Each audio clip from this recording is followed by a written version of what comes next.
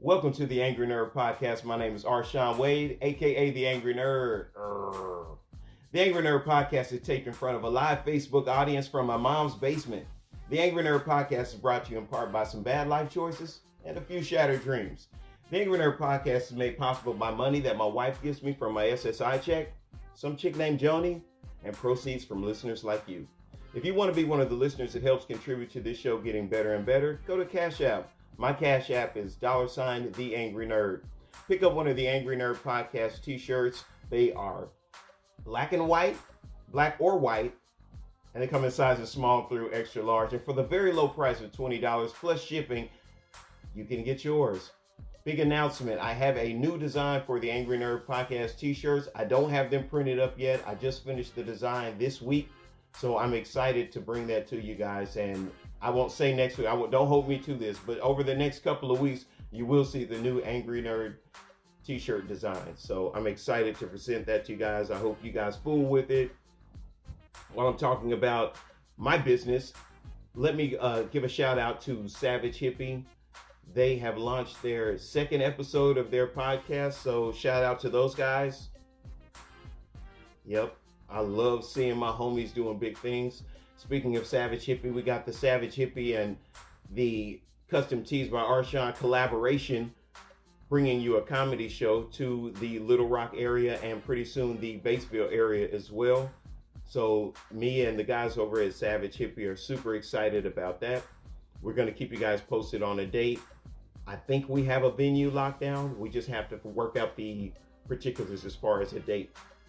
So, and as soon as we have that information, I'm going to bring it to you guys. Before I got into tonight's topic, which is the origin of the Angry Nerd, I wanted to first give a shout out to Miss Cicely Tyson. Rest in peace. She dedicated her life to, in my eyes, as a young black man, being everyone's mother, everyone's grandmother. It's like Cicely Tyson was a pillar in the black community, and she will be sorely missed. That was everybody's grandma. She always had a role where she dropped jewels, she dropped gems, she gave really pertinent advice. I think that she is going to be sorely missed. So there's some big shoes to fill right there for some of our female influencers in the African American community. So hopefully somebody steps up to the plate and plays that mother role as well as Miss Cicely Tyson did. Excuse me. And also, let's give a shout out to domestic violence. Domestic violence in light of Chad Wheeler of the Seattle Seahawks assaulting his girlfriend or fiance, wife, whatever it was. Domestic violence is real, and it's something that needs to be dealt with. We have to get communication skills built in our communities. We have to get conflict resolution training. We have to do something differently because this is something that's happening pretty regular, you know. And the NFL, in typical NFL fashion, they fired the guy, they dropped him, and it's like I don't dig that, because what if this guy does have a problem? I've heard things talked about like mental health and CTE. But if that's the case, why not help this guy? Why not get this guy some counseling? Why not get him some psychiatrists? He has value to your company, obviously, because you guys drafted him into the NFL. So he runs into some trouble and you guys turn your back on him. I always thought the NFL and the NBA were real sketchy for that kind of stuff, because you turn your back on people who have made you money when they find themselves in some trouble. And it's like, we're going to separate ourselves from that. That's trouble, you know. So I think that's very unfortunate. But I do think that it's a cop-out. I do think that when you beat up your girlfriend, if you're a man who beats up your girlfriend, you should be locked up. Something on the legal spectrum should happen to you. So I don't think that this guy should get a pass just because he was in the NFL. I don't think that he should get a pass for any reason. I don't care if he had mental health issues, if that's the case. But I do think after he serves his debt to society, I think that the NFL should foot the bill on getting the guy some help if he does, in fact, have a mental issue. So that's my piece on that. But anyways, tonight's topic, the origin of the Angry Nerd. People often ask me, how did I get involved in the podcasting? How did I get involved into, where did this Angry Nerd guy come from? Who are you? What makes you the voice of social commentary? You know, what makes your perspective valid? Well, once upon a time, I went to college. And I wanted to study broadcast journalism. I had an idea that I wanted to take information from the mainstream media and break it down into digestible chunks for people from the low-income communities. And the craziest thing happened in college. I didn't go to college right out of high school. I was one of those people who took a year off, so and wound up in jail. So I didn't take the traditional route, but later on in the game, I did decide to go to college. And I think I might have been on the run too from some minor legal issues. But anyways, I went to college, and that was my major because people always told me how well I spoke, and people always told me I always have an opinion about pretty much everything.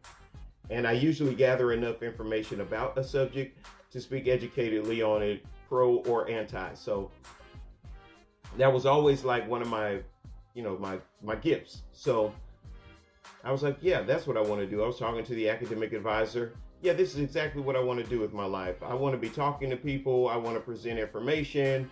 I want to spread information. That's my get down.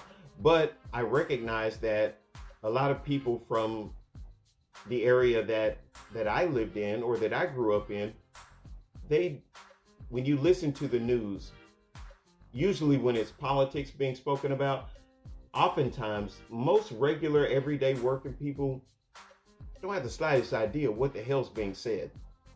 You know, every now and again, I'll be in a restaurant and I'll hear the people in the booth over next to me talking about politics, and you'll see that these people actually have no clue.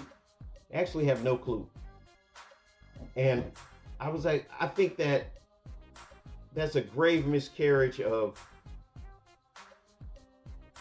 information, of the spreading of information, because I think that the media should be presented to the people in a fashion that people can digest, in a fashion that people can understand and receive. And oftentimes that's not the case, especially when we talk about important things like politics. That's when it gets sketchy, is because you got to understand that these are the policies and the rules and things that guide and govern our lives in this country, and it's being presented in a language that most people don't understand. So that was my motivation. But what actually happened was, because you got to remember, I was about 24 or 25. So most of these kids that I'm in school with, this is their first time being on their own. This is their first time being away from home and everything like that. I already had an apartment and a car and a job. So I essentially became like the black Stifler, you know, like, hey, party at my house. No, we don't have to worry about my parents. I have my own place. What are you talking about? So I ended up being the black Stifler, and I pretty much flunked out of college almost immediately.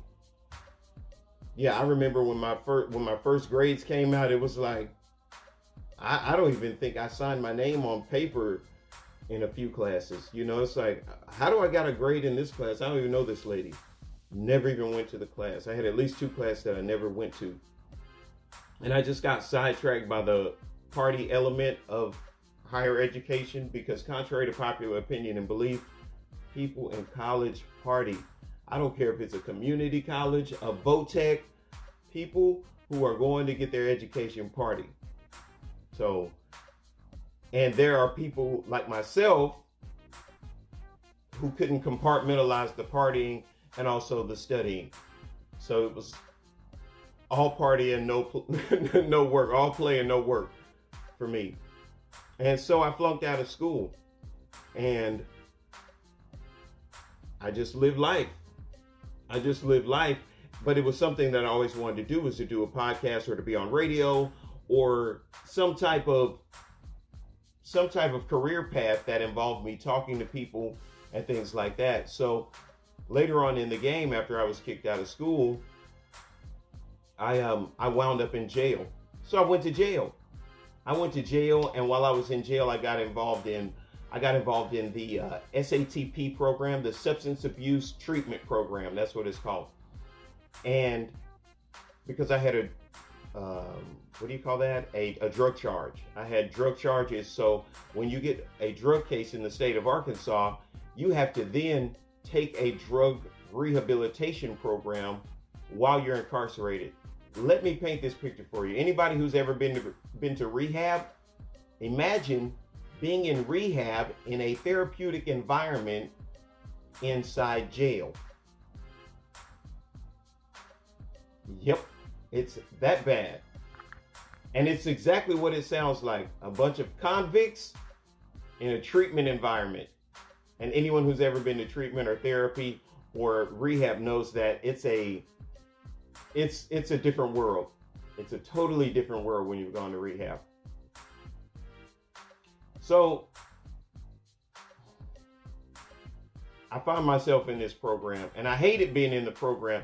I don't want to stir the pot on some old shit, but I resented being in the drug program because the only reason I had a drug case to begin with was because I took the rap for whatever happened in the car that day. So I resented the fact that I was like, I'm not the person that should be taking it. I resented the fact that I had to take this program. And one of the counselors, who later became a good friend of mine, a mentor, she's just an awesome person all the way around. And for out of respect for her and her life, and not to complicate anything, because anytime men and women are friends, people always side-eye that. So that's why I wouldn't put her name in the mix. But she ended up becoming a good friend and mentor, and someone who I still get advice from every blue moon. Every blue moon, I'll have one of those life situations happen. I'll have to be like, hey, sis, I need you. Thank God it's been a while since I've had to actually do that. But I do need to lock in with her because that's my people.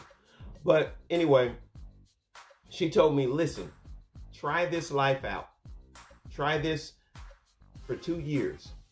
And if your life hasn't gotten significantly better in 2 years of living by the rules of this program, then you can go back to living however you want. Go back to the street life. But I challenge you to take this lifestyle on for 2 years and really be about this lifestyle. And for those people who knew me when I was in my past life, they know I was 100% sold out to the things that I was involved in and to the things that I was doing.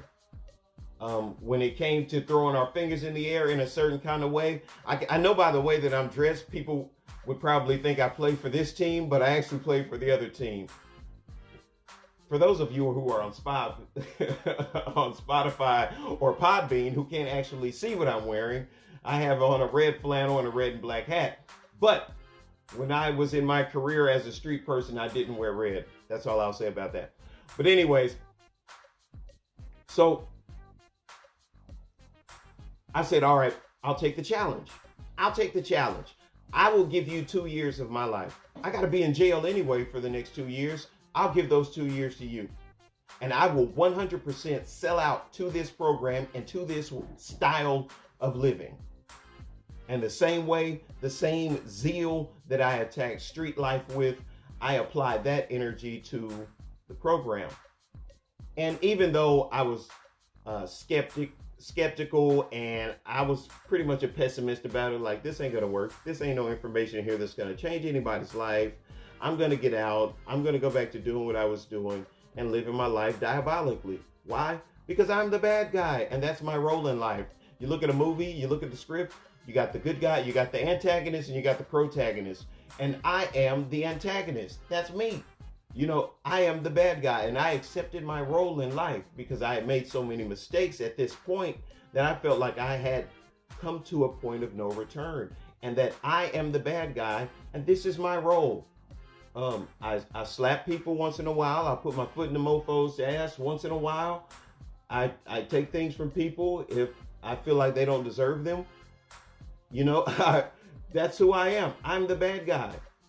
The cops, the good guys, every now and again, they catch me. This is a part of my life, and I accept that.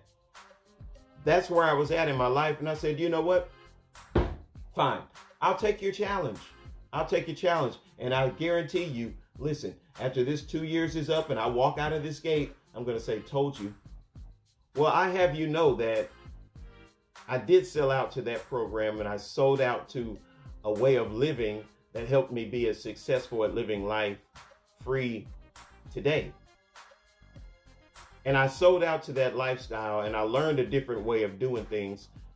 And I started to develop these urges, like I need something greater than myself to be a part of. And that started with counseling other inmates. I started being a part of something larger than myself. I had a need, a want, an inherent inkling that I was supposed to be doing something bigger than me. And that transitioned to boxing. Got into boxing with the Pine Bluff Boxing Club. Won some fights over there. Got involved with some people at the national tournament. Moved to Little Rock. Met people at Rock City MMA. Several different people in different areas of my life. Got to the point where I'm practicing mixed martial arts. I'm living the dream. I met my wife. I ended up having another kid. Like, wow, life is great. People often ask me, do I regret it? I don't believe in regrets. I think regrets are bogus. I think that regrets are bogus. Oftentimes, I don't think people regret the things that they have done, even when it's something bad or something bogus. I think that people regret the consequences that they received from it or the results that they got from that situation. Because if the situation was profitable, if the situation worked for them, if the situation provided something good, I think that whatever happened, bad or otherwise, was necessary. So that's usually how I answer that, because I will talk openly about the lifestyle that I once lived, not to glorify it, but to let you know that that's where I was at and that's where I came from. And I'm not going to act like that didn't happen. And I'm not going to act like there aren't residual residue, like there isn't residue left over from that lifestyle. I'm still rough around the edges. My first thought is to jackmax something. Like my first thought, cut off in traffic, is not good. It's typically diabolical. But what I did learn was a design for living that helped me combat those negative thoughts and those negative character traits and those negative beliefs, those limiting beliefs. So I say shout out to the SATP programs, shout out to the whole TC community, because I believe it's that necessary. I believe in that program so strongly. I think that they shouldn't let people out of jail until they've successfully completed that program. That's how strongly I believe in that program. And I oftentimes encourage guys, because I've had opportunities to speak at rehabs. I've had opportunities to speak at halfway houses. I've had opportunities to speak to the youth and work with the youth. And one of the things that I like to tell them is that life is about choices. The choices that you make define who you are. I said, I made bad choices and I got bad results. I made good choices and I started getting good results. It was that simple for me.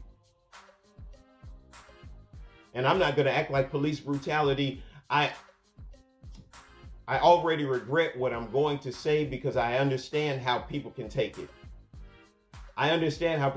So I already regret what I'm about to say, but it was like I waved a magic wand. I stopped doing crime. I stopped having problems with the cops. I haven't had a problem with a cop in so long, it's ridiculous. The only thing different is the things that I do. The cop's out there doing his job. A very clever counselor helped me see that. The snitch There's nothing wrong with the snitch. There's nothing wrong with the cop. There's nothing wrong with the investigator. There's nothing wrong with the detectives, because they are all doing their job. If you were doing your job, the snitch wouldn't have had your information to take back to the cops. If you were doing your job, the cops wouldn't have ever had your name. They wouldn't have ever been able to start an investigation. They all did their jobs. You got pinched because you weren't doing yours. And see, I removed myself from that equation. So now the snitch and the cop and the detective and the investigator don't apply to me.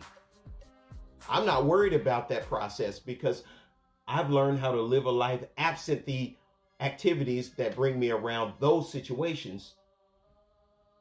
So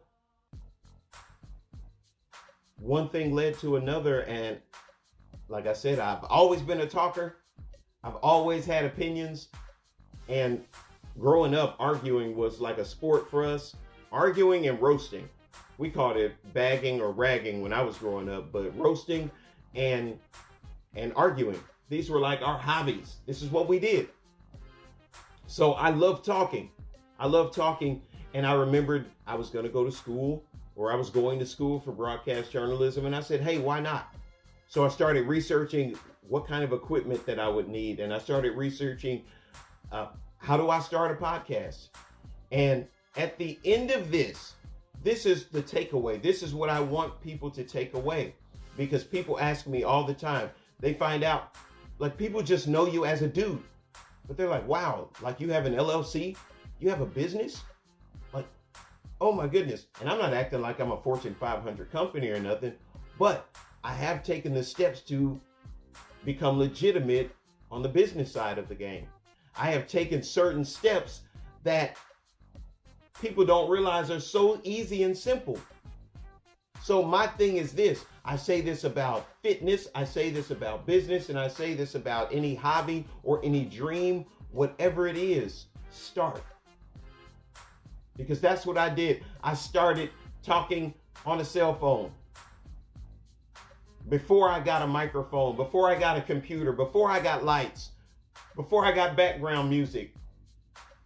Hey, DJ Platinum Wax, man, I know you out there, boy, and I know you're listening. I told you I need a new banger, man. I tried to call you the other day, but the phone said, doo, doo, doo. I said, I don't know what's going on, man. 1993 ringtone. Usually they just say, this caller isn't accepting calls right now, but they gave you the old school tone. Doo, doo, doo. We're sorry. So DJ Platinum Wax, man, holler at the kid, man. I need a new beat. I need you to help me out. I told you I need some new music. I need that boom, boom, clap.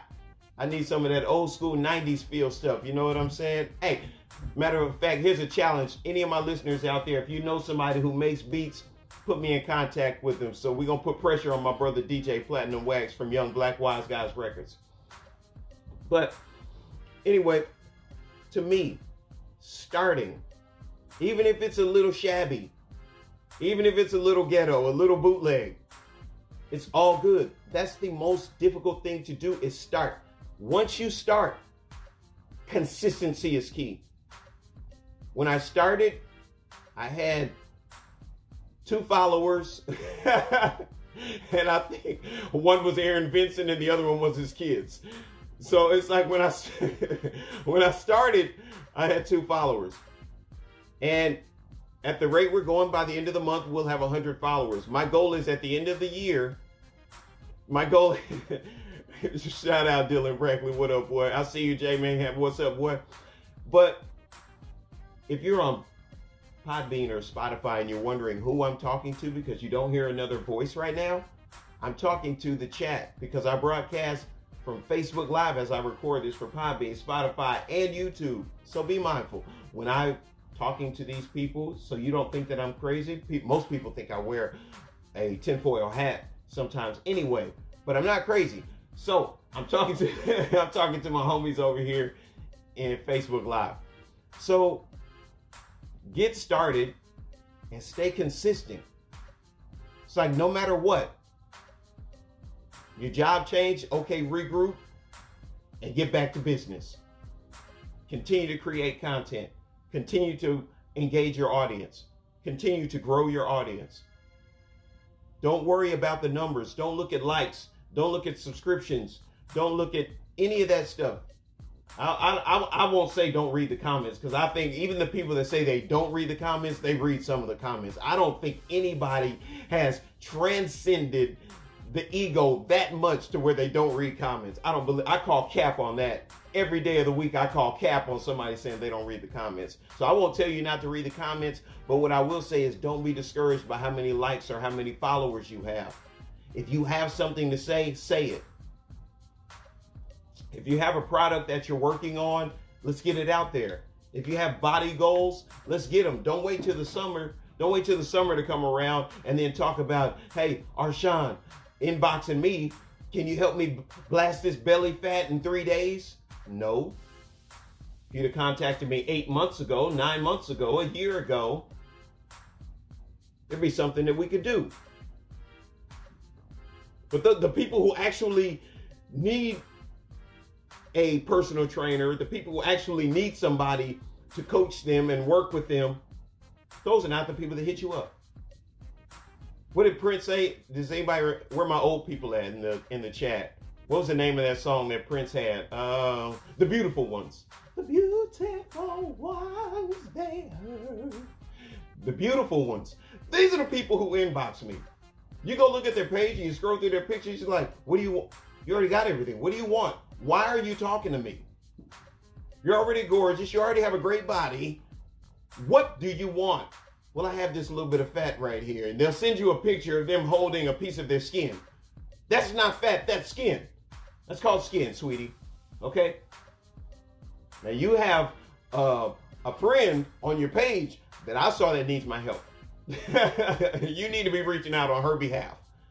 So, get started. Stay consistent. Get started and stay consistent. And I don't care what it is that you're doing. Apply this principle. Get started, stay consistent. And that doesn't mean that life isn't still going to happen. Life is still going to happen. You're still going to have problems with your family. You're still going to have problems with your girlfriend. You might get fired at work. You might get a flat tire. You might get into a car accident. No matter what happens, stay consistent at whatever it is that you want to do. And I practice that principle in everything that I do. I want to be consistent. That's even my fighting style. I'm putting that out there for anybody who fights at 155. I will tell you my secret because I feel so confident in it. I don't care that you know. Consistency. You might be faster. You might be stronger. You might hit harder. I hit hard. I'm fast. I'm tough. Consistently. How long can you hit that hard, that fast, that strong? How long can you do it? How long can you be stronger and faster than me? I can consistently be as strong and fast as I am for 3, 5, 10 rounds if need be. And that's the kind of energy that you need to have in order to be successful in whatever endeavor it is that you embark upon. I don't have to be the best. I don't have to be the biggest. I don't have to have the biggest platform. I'm going to be consistent. I won't let you outwork me. I think that's Eric Thomas who says that. Your dad might own the company. Your uncle might be the CEO. You got all the opportunity. I will not let you outwork me. I do not believe in losing a fight because I was out of shape. If you were the better man that night, I tip my hat to you and I can respect that and I can live with that. I cannot live with losing a fight for something that I can control. I can deal with it. He's just a great wrestler. He was a better jiu-jitsu guy. He's a better kickboxer. I can live with that. What I can't live with is I got tired in the second round. I got tired in the third round. Because that means I didn't do everything that I needed to do to be prepared for that fight. Don't let your business falter for something that you can control, which is your consistency. Don't let your dream be shattered because you didn't properly prepare. Ancient wisdom, aka the Bible, says be instant in season and out of season. You never know when your opportunity is going to come. But I promise you, you will kick yourself in the ass if you aren't prepared for the opportunity when it gets there. Same thing I tell all these women who want this unicorn of a man. You know, the greatest guy in the history of guys. What are you doing to prepare yourself to be ready for him? You're praying, please, God, bring him to me. Bring me Idris Elba. Bring me Brad Pitt, Lord. What are you doing to be prepared to receive that blessing? So my thing is this, creators, content creators, I don't care if you're a samba dancer, a crafter, whatever your get down is. If you're a fighter, if you're an artist, whatever your get down is, get started. It's a real thing. Some people are afraid of success. There are people who are afraid of success. And I used to be one of them. That's the reason I can speak about this and to this, is because I used to be one of those people who's afraid of success. What if they don't like me? What if no one listens? What if I embarrass myself? What if I say something stupid? I heard one of the people whose shows I like watching a whole lot say, hey man, if you talk a lot, you talk for a living, eventually you're going to put your foot in your mouth. It happens. I'm not going to let it define me. It's a bad moment. It happens. Keep on rolling. It is what it is. But say your shit. Excuse me. At the end of it, say your shit. Don't leave it for someone else to say it. Don't live with, oh, what would have happened? What if? Man, I could have. Do it. People ask me, civilians ask me about fighting all the time. Civilians ask me about fighting all the time, and I try to get them to understand. Just do it. Most gyms, we are a strange ilk, fighters. I have, in my fighting career, I haven't met any of the assholes, any of the beef guys, the trash talkers. I haven't met anybody like that.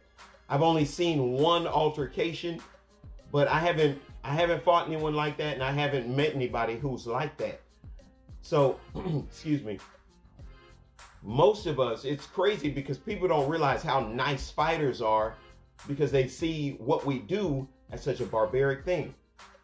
So people don't want to, I see people come into a gym and you can see like, they're like, oh, wow, these, they look at you like, oh, these guys are dangerous.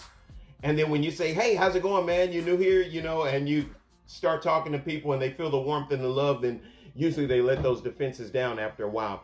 But I encourage normal people to go to a gym, go to a martial arts gym, go to a boxing gym, go somewhere where they're throwing hands. And most people, there's a waiver that you can sign and what do you call that? Like a dating period where it's like, I don't know, 2 weeks or a month that they give you a little trial membership. See if you like it. Go get socked in the face. Go get choked out. Go see what it's really all about. Don't get to the end of this life. That was my motivation. I do not want to get to the end of this life and say, I should have did this and I should have did that. I could have done this. I had a lot of talent at that. People often ask me, wait a minute, how do you do a t-shirt business? You're a mixed martial arts fighter. You're a full-time employee. You're a parent. You do a podcast. You're doing stand-up comedy. Well, these are things that I always wanted to do, and I didn't have the courage to do them, and I didn't have an avenue or a lane, or I felt like these things were so far out of reach and so far-fetched that they couldn't ever happen for me. Until one day someone gave me the secret ingredient. Get started. Just start. Whatever it is, you're going to suck at whatever it is. Does anybody remember their first kid learning to walk? Does anybody remember that process? Watching your baby go from crawling around on all fours to standing up one day, kind of wobbly, tripping and falling and busting their head on the coffee table, Does anybody remember that? Every time you do something new, you suck at it. And then in a couple of years, you have to they couldn't walk 2 years ago. Now you have to tell them to stop running. You know, and that's how it happens in life. But I think that I think that sometimes we fall in love with our insecurities. We fall in love with the things that hold us back. I think that we fall in love with our fears. If I let go of the fear and I do this thing, I'm actually doing it. And I have an ability, I've set the stage to fail.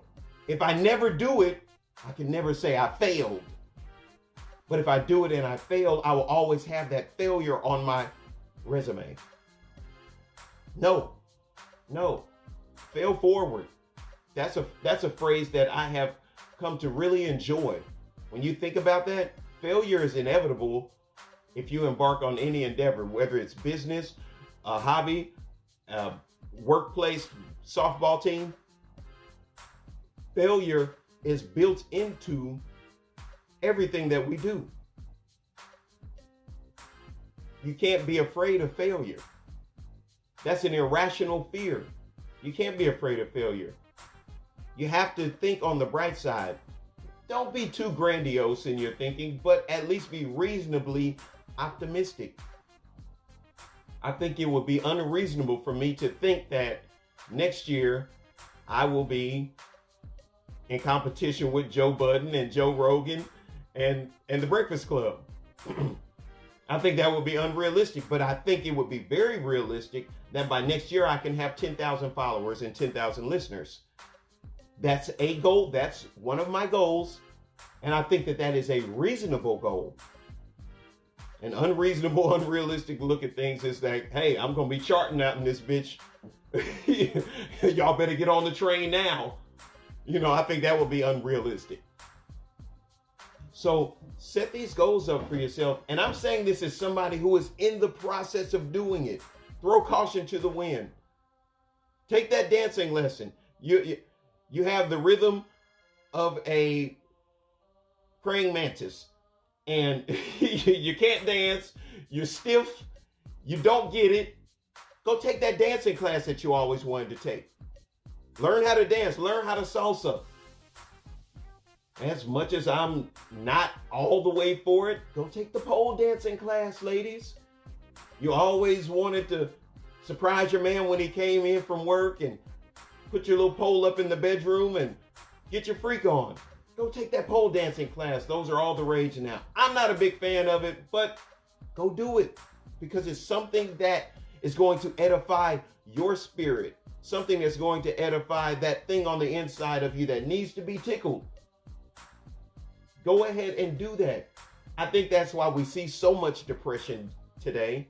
I think that's one of the reasons we see so much mental health today, because we don't do a lot of worthwhile things. Oftentimes we live on our phones. We, after work, after 8, 10, 12 hours at work, we come home, we open a beer, or we eat some food, or we smoke a cigarette, or whatever the case may be. We do something sedentary. We don't get up and we don't get to moving. And then stinking thinking sets in. We get funky.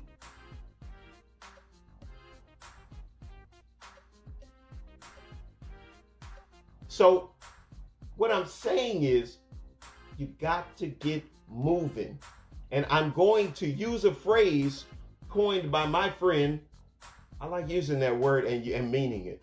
By my friend Dylan Brackley over at Savage Hippie, because it's one of the new shirts that are getting ready to drop. I don't know if that shirt already dropped or is getting ready to drop, but progress isn't made motionless. You have to be about your beeswax. Progress is not made motionless. You're not going to ever get there if you don't get going. I wouldn't be where I'm at today, excuse me, if I hadn't started last year. If I never started last year, I wouldn't be here today. So what I'm saying is get started, get the ball rolling, and then deal with what comes.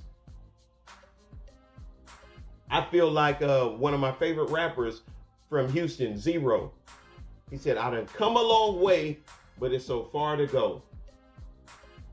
And that's exactly how I feel. I've come miles away from where I was, but I still have a journey ahead of me. I still got a long way to rock to get to where I want to be.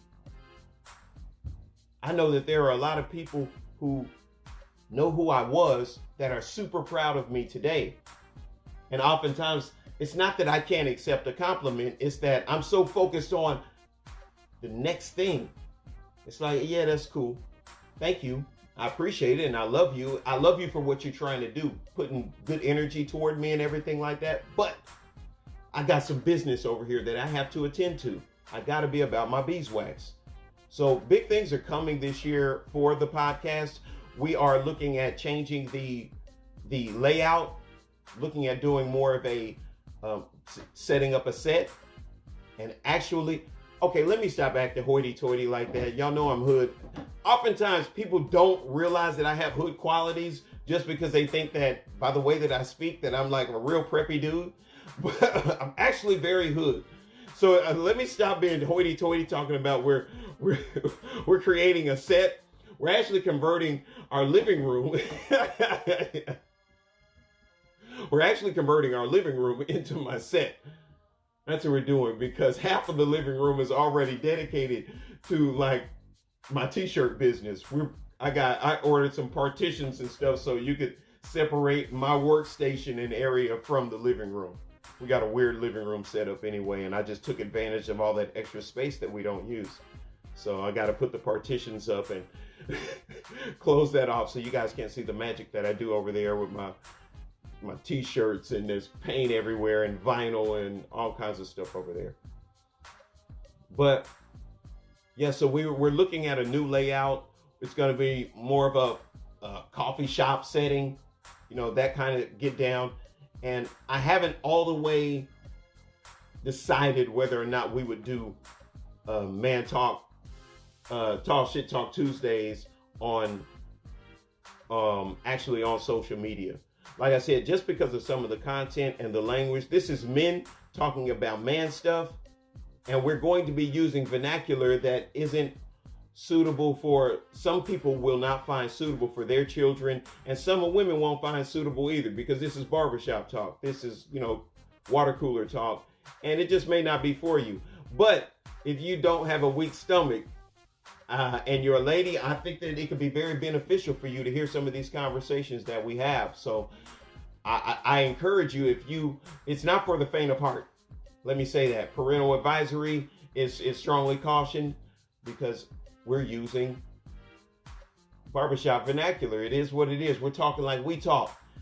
And I just want to put a warning out there for anybody who's coming over from the Angry Nerd podcast, the main show, over to the segment Talk Shit Talk Tuesdays. You should tell by the title, we ain't pulling no punches over there. So I just wanted to make sure that you were aware of that before we embarked on that journey.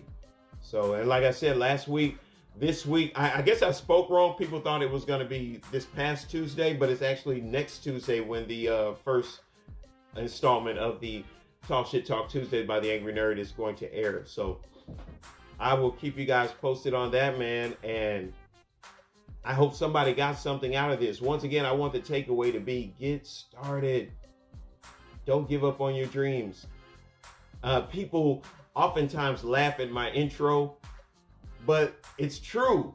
That's exactly how the Angry Nerd podcast came together. Broadcast live. The only thing that's not true is I'm not in my mom's basement. I have my own. Don't live with my mom. But that was my original idea because people that know me know I used to skateboard and stuff like that too. It's like I've lived a fascinating life, and there's actually a book that I'm writing.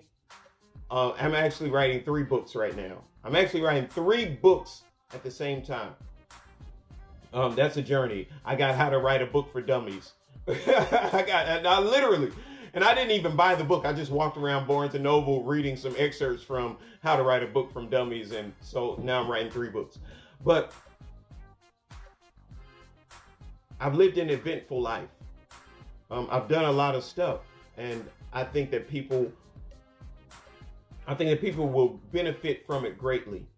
And what I'm saying is, excuse me, I came from a very seedy, sordid background, and I've gotten to the place that I'm at right now today. Excuse me. So for my people out there who took the traditional route to education, who aren't ex-criminals or who aren't ex-felons or anything like that, oh, you're in such a place of advantage that you don't realize you can have the world by the balls. If you just get started, you might be the person who comes out with next year's big single, but it won't get made until you write it. You might be the person that comes out with the best chili, the best deer chili in the history of deer chili, but you won't write the recipe. You might end up being the person that cures cancer, but you won't get off your ass and go to school like you've been wanting to. You've been wanting to go to med school, and you're worried about, you're talking yourself out of going to med school. It's expensive. It's going to take a long time. I'm not going to get a return on that investment for 20 years. You're talking yourself out of it. And that's what we oftentimes do. That's how we wind up with these lackluster, dull, humdrum lives. Because somewhere along the lines, I was riding one day, and I think I was under the influence of marijuana, and I asked myself, I think I was definitely high, because I asked myself, hey man, when did you lose your dinosaur? And I was like, self, what are you talking about? You lost your dinosaur, Arshawn. Do you remember that at one point in time, you thought that if you tried hard enough, you could move something with your mind? Do you remember sitting in front of that Coca-Cola can for hours trying to make it move? And you thought maybe, possibly, you did move it a centimeter or two with your brain power. Yeah, I was a kid. I was stupid. So what are you talking about? You used to believe that you can do anything. You used to have this belief, this fearless belief. I can do anything. I can put my hands on it. Let me around it. I can figure it out. You had this belief. When did you lose that? I was like, oh, I hadn't thought about that, man. You know, rents due. And he was like, yeah, but what if you can pay the rent and you can also chase your dreams? What about that? I never thought about that. That's what I told myself. And I felt compelled to share. I was reflecting on that. And I was like, I remember having that conversation with myself. And I felt compelled to share that because I think that a lot of people are on the fence. And I think at this point in time, especially if you're around my age, if you're in your 30s, all my millennial brothers and sisters out there, it's time to shit or get off the pot. It's time to, oh, excuse me. It's time to be about your business or be content with where you are. So many people are dissatisfied with the quality of life that they have that it's unreal. Do something about it. Let's get the ball rolling. If you do nothing else but go buy yourself a motel, put in some vacation days at your job that doesn't value you anyway. Put in 3 vacation days, and then in those 3 vacation days, go get yourself a suite. Just you. Get a babysitter if you got kids. Get away from everything and everybody. Don't turn the TV on. Sit in that room for 3 days with just yourself and figure out what it is that makes you tick. Figure out what makes you happy. Figure out what you love, what you value. Don't leave that room until you get to that place. I mean, unless the 3 days is up, because then they'll get you for like squatting or something like that. But in those 3 days, dedicate yourself to figuring out what is that thing. And I guarantee you, once you start pursuing that thing, a lot of your depression is going to subside. I didn't say it's going to go away. I didn't say it was the end all be all and you're never going to be depressed again. A lot of your depression is going to subside. The way that you view society and the way that you view people and the way that you interact with people is going to change. Because now you are a person who is living not with a purpose, but on purpose. Hey, I don't have all the questions. I don't have all the answers. Sometimes I'm not entirely sure if I know anything at all. And I think they told me that makes me smart.